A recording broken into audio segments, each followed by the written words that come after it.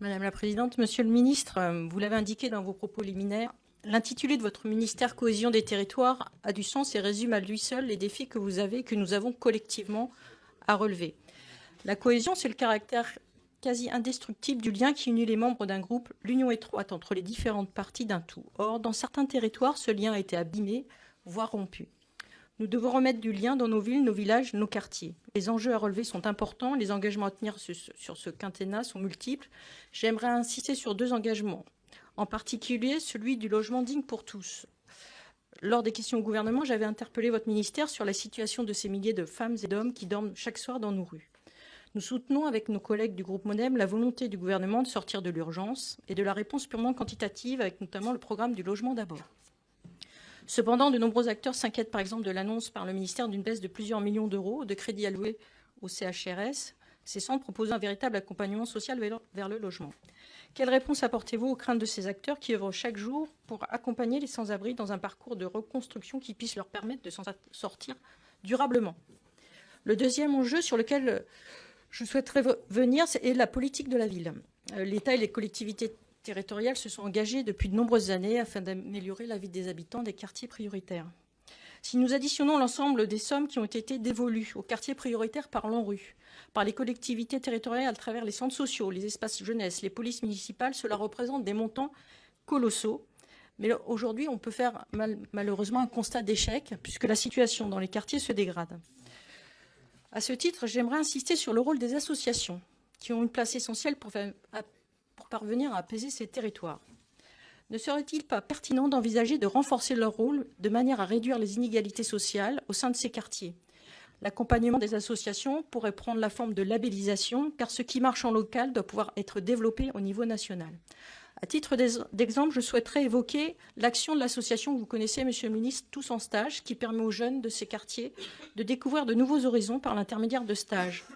Ce projet va d'ailleurs être développé dans un collège de ma commune. Ce sera le seul collège qui aura cette formation sur le Seine-et-Marne.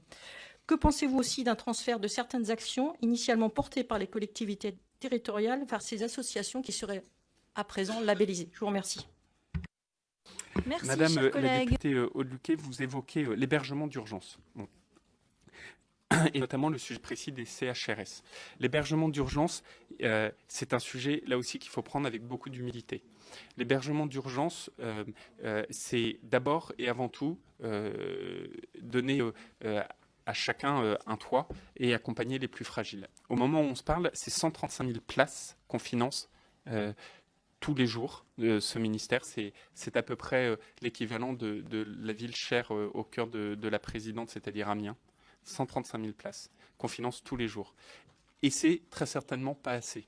Parce que vous le constatez toutes et tous, on le constate, et l'hiver sera compliqué, que la pression du fait de la paupérisation de certains, du fait de la pression migratoire pour d'autres. Mais en tout cas, c'est un fait, quelle que soit la raison. Les demandes sont très importantes au moment où on se parle. Et donc, qu'est-ce qu'il faut faire face à ça? Il faut continuer l'effort d'accompagnement de l'urgence. Continuer. C'est pour ça qu'on a des crédits qui sont en augmentation. Et j'y reviendrai, vous évoquez un point très précis qui sont les CHRS. Donc le premier axe de notre politique, c'est continuer à accompagner l'urgence.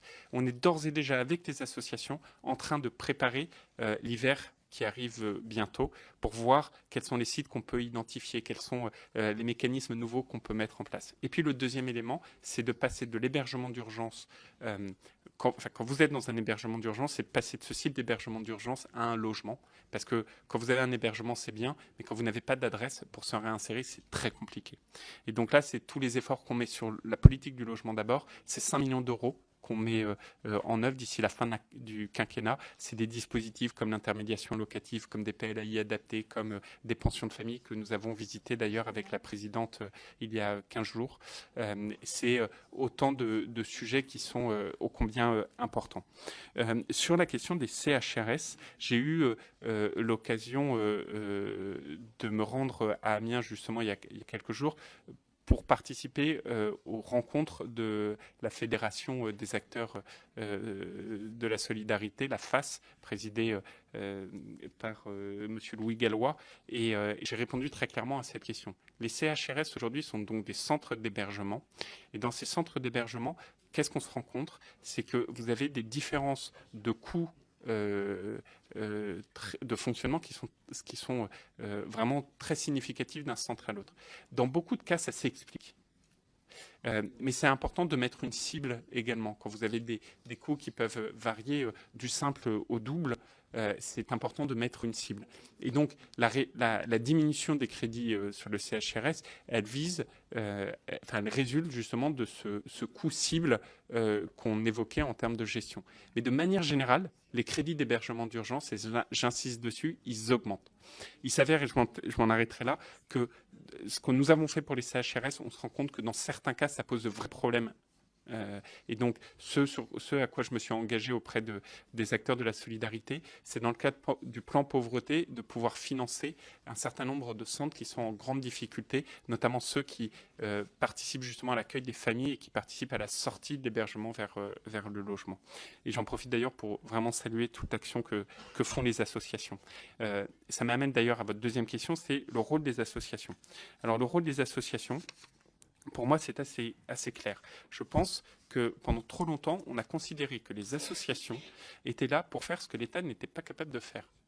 Et donc, pendant très longtemps, l'État faisait des politiques publiques et après était très content de voir que des associations arrivaient. Ça dépend des ministères. Je le dis souvent avec là aussi peut-être de manière caricaturale. J'ai passé plusieurs années à Bercy, j'ai jamais vu une assoce dans les couloirs de Bercy. Ce qui est un truc incroyable. Quand vous faites de la politique d'aménagement économique, etc., il faut s'appuyer sur les associations. Moi, dans mon ministère aujourd'hui, je travaille tous les jours. Il n'y a pas un jour où je ne travaille pas avec les associations. Et donc, où est-ce que je veux en venir? C'est que pour moi, les associations sont vraiment des acteurs de politique publique. Quand vous définissez une politique publique, dans mon ministère en tout cas, vous le faites. Avec l'État, évidemment, puisqu'on l'est, mais avec les élus locaux, et avec les associations ou autres partenaires économiques. Et si vous ne le faites pas, eh bien, vous ratez souvent ce qu'on appelle le dernier kilomètre, qui pourtant est le plus important, parce que c'est là où vous avez l'usage et l'homme avec un grand H qui est remis au centre de tout. Le deuxième, c'est la question des financements de ces associations.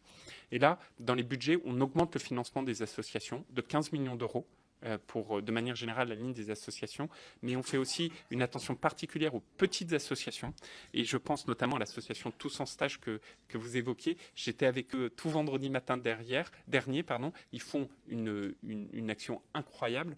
Tous en Stage, aujourd'hui, il faut aussi les accompagner peut-être d'autres manières que les grosses associations. Ça veut dire concrètement renforcer les adultes relais, c'est ce qu'on fait. On passe de 4 000 à 5 000. On va financer 1 000 adultes relais supplémentaires, c'est énorme, c'est du jamais vu. Et deuxièmement, il faut en finir avec le tout appel à projet. Aujourd'hui, dès que vous faites des financements, vous passez de l'appel à projet. Quand vous faites de l'appel à projet, vous balayez d'un revers de la main les plus petites associations qui n'ont pas la capacité de le faire. Et donc mes équipes qui sont là et que je remercie sont en train de travailler justement pour revenir sur ce tout appel à projet qui, à nos yeux, n'est pas pertinent. Monsieur le député Bricout, alors